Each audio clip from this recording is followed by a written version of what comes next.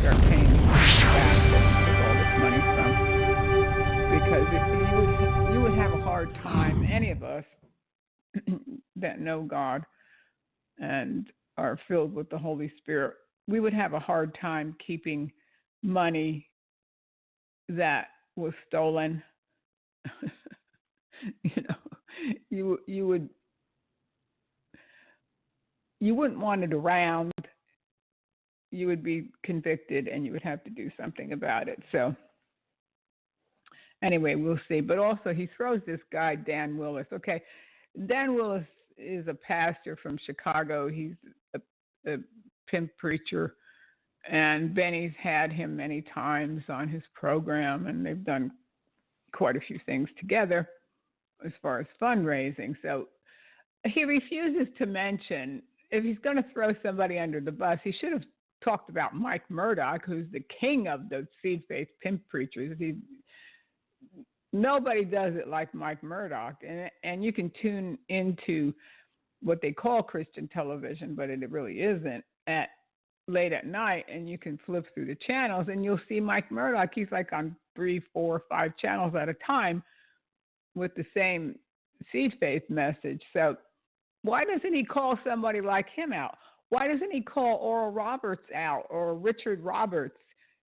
The biggest proponent who actually started this whole seed faith mess was Oral Roberts, who really, of course, I think it existed before he started talking about it, but he realized it was a good scam. And so he made multiple millions, hundreds of millions, maybe $1 billion in his lifetime, who knows, preaching that whole seed faith thing, which didn't work for them because they wound up bankrupt and they kicked Richard out of ORU and kicked him off the property. And so it didn't work for them in the end, did it? No, they were like $50 million in debt. So, but he throws this guy Dan Willis under the bus, and why did he even mention his name? He mentioned his name apparently to embarrass him, which of course he should be embarrassed because he has. I'm going to play some audio from him on Benny's program. He likes to say that he sowed $1,000 seed and his son was messed up on drugs, blah, blah. And because he sowed this $1,000 seed, his son got off of drugs. And you can have these kind of miracles too if you sow 1,000. So I don't know why Benny decided to pick on him. There must have been something that went on between these two men that he decided that he was going to humiliate him. Of course, he humiliates himself. He doesn't need any help from Benny Hinn by his stupidity. Please, I mean, God forbid these people pastor churches. It's really sad. This guy Dan Willis pastors a church. Those poor people that go there. And anyway, I'm going to play these audios. Let's listen to Dan Willis on Benny Hinn's program. The last time I was here at Pastor Benny with all of you delicious folks, I told you the story of my 14-year-old son. First day of freshman year, my only son. First day of his freshman year of high school. Expelled! Gangs! Drugs! The streets pulled my son away from God. I'll never forget the night that 6-foot boy stood in the doorway of my house, threw his shoulders at me and said, "Preacher man, you may as well get ready. I'm going to prison. I hate that you raised me in church." But I knew 3 days before that I had given God worship to remember.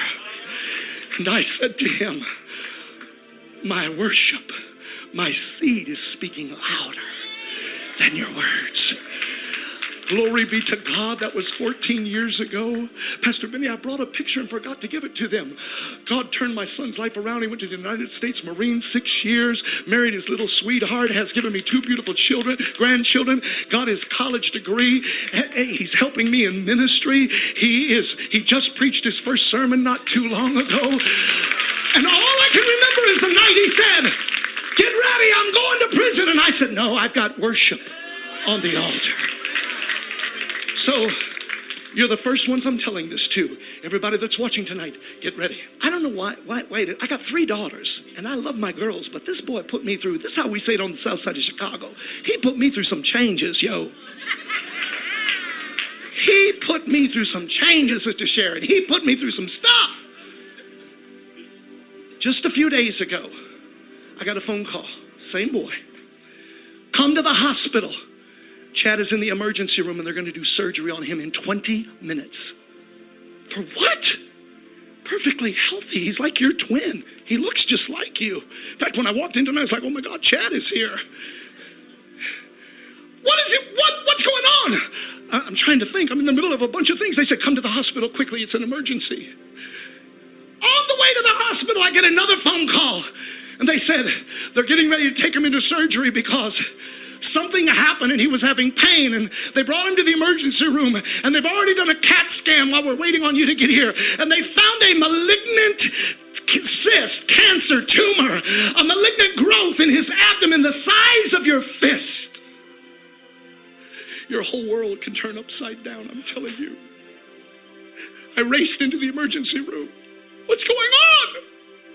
My sweet little daughter-in-law, Sylvia, was there, my wife. Chad has a tumor the size of his fist. And it's wrapped around his colon and other organs. And they're going to try to robotically remove it. They said, well, this is a little... Yes, but remember, he had his worship on the altar, which means that he had his money on the altar there. This guy, he's the drama king, right? I mean, he's so dramatic. And what an actor. He needs to go to Hollywood. Forget preaching. Go to Hollywood. But it's just so stupid because we're in the New Testament. Could you please tell me, where in the New Testament did any of the apostles or anybody put money on an altar as an act of worship? Nobody did that. Nobody did it. Why? Why, do you ask, did they not do it? Because it's not scriptural. That's why. That's why they didn't do it. So if they didn't do it, I don't know, Dan, how many times have you read the Bible? I don't know. How many years you been a pastor? You better give it up. Hezekiah's worship. I need you to remember my worship. In that moment, I don't have time to tell you all of it. God said to me, if it worked once, it'll work twice. When your boy was 14 years old, you sowed seed. You laid seed on that altar. You repented and you laid seed. You repented and you laid seed. You repented and you laid seed. God said, do it again. I'm telling you, my son was in surgery. I was online sowing seed while he was still in the ER. I go back. They come out. They said, we removed the mass. It was about this big. It will take 5 days for pathology to come back. It was a Friday afternoon. This just happened. I said, I got to preach 6 times this weekend. How am I going to preach with this on my mind, Pastor Benny? How is this going to... Dear God, 5 days, we won't know till Tuesday or Wednesday.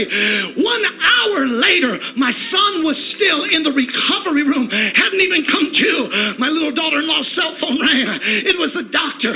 He said, listen, he said, it's Friday afternoon. Your husband is only 28 years old. Pastor Dan's son is only 28. I didn't want you all to go through the whole weekend. I personally went to the pathologist department with that biopsy. And I wanted to call you and tell you, I'm so sorry. I made a mistake. There was no cancer in his body. Do you hear me? No cancer! I apologize, Pastor Vinny, but I'm through. That's right, tonight I'm not the preacher who comes in the back door. I'm the one that kicks down the front door and walks in and says, forget what everybody else has said around you. Listen to somebody who knows when you give God worship to remember, he will not ignore your plea. You cannot buy a miracle. That's as ludicrous. That's as crazy as anything. but you can get worship on the altar. So, Pastor Benny, I'm looking tonight, not only to this audience, but to every person watching right now. By the grace of God, I'm here on a divine appointment this week. I don't know why 1,000, but I'm telling you, listen, some of you in this room need a desperate miracle. And some of you have lived around people, churches just want money, pastors just want money. You're going to have to throw that out of your head tonight. I am not just with Pastor Benny. I sow seed into this ministry. I give to this ministry. I am a partner, just like you are, with Pastor Benny Hinn. Hear me. I'm asking you not to do something I have not done. But I'm asking tonight, I'm asking 50 people in this room, 50 people in this room, 50 people that are watching right now. And right on your screen, phone numbers are there, addresses, you can text give, you can go online. I'm asking 50 people in this room. God has already talked to you. I'm asking you to right now, tonight, so the gospel can go all around the world, to give a $1,000 seed to ministry. Not to me, not a dime of that comes to me, but so that the gospel, you know how much it costs to take the gospel around the world? But when I stand with Pastor Benny on a stage and I see somebody come out of a wheelchair, I see somebody take a hearing aid out of their ear, I think, God, thank you for the partners that gave you something to remember. Tonight is a memorable night during this week of Yom Kippur. And I'm asking 50 people tonight. I feel like I am under a divine appointment. I don't move my glance. I'm looking you straight in the eyes. 50 people that you already knew. The moment I said it, you already knew it was you. Oh, Pastor Dan, I don't have 1,000. That's why it's called a sacrifice.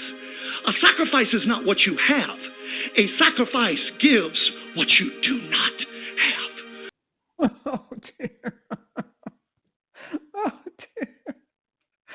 That's why it's called a sacrifice. Yeah, go borrow it. Do whatever you can. Just get that $1,000 over here. Oh, it is pathetic. I don't think this guy ever read his Bible. I don't think so. That's Dan Willis, of course. That's the guy. Remember a couple of audios before that Benny throws under the bus. Dan Willis. We'll see what comes of that anyway, of that whole thing. But how ridiculous. This guy is so ridiculous. Oh, please. What? I don't know what God they're talking about. They've got some kind of a weird God. Strange God that you build an altar somewhere, or you go to church and they have an altar and then you go throw money on it. And somehow the God of the universe looks down on it and says, wow, that's really something. I have to do something for that person. It's just ridiculous. Anyway, here's the last audio of Dan and Benny. Believe something that I myself no longer believe. And frankly, this morning, Michael, my son-in-law, called me, and he's had a number of calls from different people. And we talked about this. So I've had the chance to minister and stand with many young leaders, as of late, even in the Send Jesus image, my own son-in-law, many of his people that he's with, we've talked about that. And they all feel the same. Because for the sake of the next generation and the legacy of the gospel, I'm glad to be making these statements. I have to, because I want to make sure that the future generations hear the heart of this message that has been, I think, taken to the extreme by some people. It's Jesus, it's loving Jesus, it's the gospel, it's loving the lost. That's why we give. And he will bless us back way more than we can ever imagine. I will tell you one thing that happened months and months ago. That's when things began to really, when I said, okay, I got to do something about this. A guest speaker was there. He asked people to come down to give 1,000. One man was a businessman. I don't know his name. He gave a large check. And he looks at me in my face. He says, I will see if this will work. If it doesn't work, then I know this is all. And he kind of used a word I don't want to repeat. Right to my face, he said that in a meeting. And I'm thinking, this is what people are thinking out there. We have to bring it back to the Bible. And the Bible I read today with new eyes. I see believers in the scriptures, like the church in Macedonia, who were deep in poverty. Paul says so, and yet gave out of their love for the Lord. But I see the church in Corinth, who were more prosperous or more blessed because of the location they lived in, I suppose, or what was going on in their own country. But Paul encouraged them all to give, the Macedonians and those in Corinth. And so the Word of God is very clear. And in 2 Corinthians 9:13, he hits the heart of it. He says, this demonstrates your submission to the gospel. That's it. Simple. It's about the work of God, and it's about the Lord himself. And that's about it, really. You mentioned in the video the name of a man that I wasn't that familiar with. I think his name is Willis. And you you rebuked him publicly, which was a little bit of a surprise, although there's nothing wrong with that if there's a reason for the rebuke. So why did you... I really did not rebuke him publicly. I was repeating a conversation I had with him in London a few days before. We were sitting on a kind of a trailer about to go on the platform and minister to 10,000 pastors, and he was one of them. He was not ministering. I was ministering. And it was Pastor Chris Uya Kilomi's conference in London. And the subject came up somehow. I don't even remember how it came up, but it came up because he shares a testimony how he gave 1,000 and the Lord did something for his son. And I had to tell him, I don't want to hear it. And I told him how I felt. And he received it. He received it when I told him. And the only reason I mentioned his name, I should have said that he received the correction for what I said to him. He didn't reject it at all. And I really was not correcting him.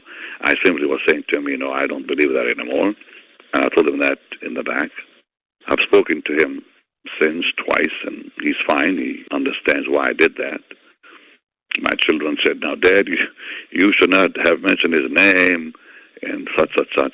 But the fact is, but it happened. I did talk to him.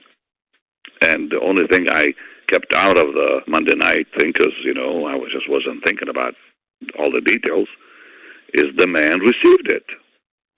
And my hope and prayer is others will receive it who are teaching that they go back to what the Bible teaches. Let's focus back on Jesus. Let's focus back on loving Jesus. Let's focus back on the gospel. Let's focus back on people's lives and needs. And let's also protect them from damage. Because when that thing doesn't happen, when someone gives and it doesn't come back, there's hurt, there's damage. It hurts the gospel. It hurts the message. It hurts the kingdom. And Steve, I want no part of that. I want to strengthen. Look, I told the Lord I have 2 requests from him before I'm gone. Number 1, I want to strengthen the believers, and I want to preach the gospel and bring people to the cross. Simple. Yeah, well, we'll see. I wonder what will become of Dan Willis. It'll be interesting to see what happens to him, because now that's out there, everybody's heard it, where Benny Hinn rebukes him. And Dan Willis has been a very popular person out on this telethon set, where he goes out and he does all these gigs for people, where he goes and he asks for the $1,000 seed. And he's been in high demand, so it was very lucrative for him. So then, of course, Benny Hinn puts the kibosh on his on his seed faith scam. Like I said before, he didn't call out Richard Roberts. He didn't put the kibosh on him, or he didn't call out Mike Murdoch or Steve Muncie. He didn't call these people out so that they would be embarrassed publicly. He picked on Dan Willis. He's just a small fry in the grand scheme of things, So it'll be interesting, because I'm sure that Dan Willis is going to take a big hit financially from Benny Hinn calling him out and publicly humiliating him. But like I said, he didn't need Benny to humiliate him. He does a pretty good job humiliating himself by his biblical stupidity. And these people don't know God. You cannot, I don't care what Benny Hinn says, you cannot say that you had a ministry, a so-called ministry for 40 years, and that just up until a month ago, you didn't realize that this was wrong.